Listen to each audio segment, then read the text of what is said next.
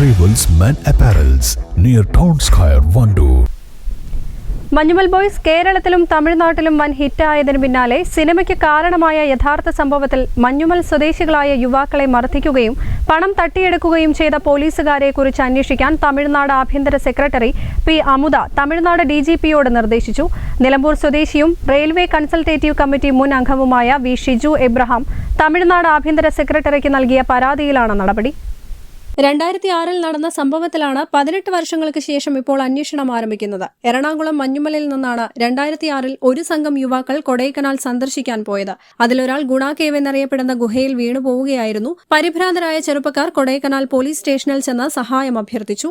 സിനിമയിൽ പിന്നീട് കാണുന്ന രംഗം പോലീസുകാർ അവരെ ക്രൂരമായി മർദ്ദിക്കുന്നതും മാനസികമായി പീഡിപ്പിക്കുന്നതും പിന്നീട് അവരുടെ പണം ദുരുപയോഗം ചെയ്യുന്നതുമായിരുന്നു. എന്നാൽ സിനിമയിലുള്ളതിനേക്കാൾ ക്രൂരമായ പീഡനത്തിനാണ് ഇരയായതെന്ന് ഈ യുവാക്കൾ വെളിപ്പെടുത്തിയതിനെ തുടർന്നാണ് ഷിജു എബ്രഹാം വിഷയത്തിൽ ഇടപെട്ടത്. തമിഴ്നാട്ടിലെ കോൺഗ്രസ് നേതാവ് കൂടിയായ ഷിജു എബ്രഹാം യഥാർത്ഥ നായകനായ സിജുവിനോട് സംസാരിച്ചതിനെ തുടർന്നാണ് പരാതി നൽകാൻ തീരുമാനിച്ചത്.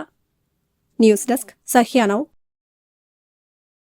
നിങ്ങളുടെ ആവശ്യകതയ്ക്കനുസരിച്ചുള്ള low budget, high budget, premium class ടൈലുകൾ, ഗ്രാനൈറ്റുകൾ, സാനിറ്ററി വയർ, ബാത്റൂം ഫിറ്റിംഗ്സ് എന്നിവയുടെ കളക്ഷനുമായി നെക്സ ടൈൽസ്.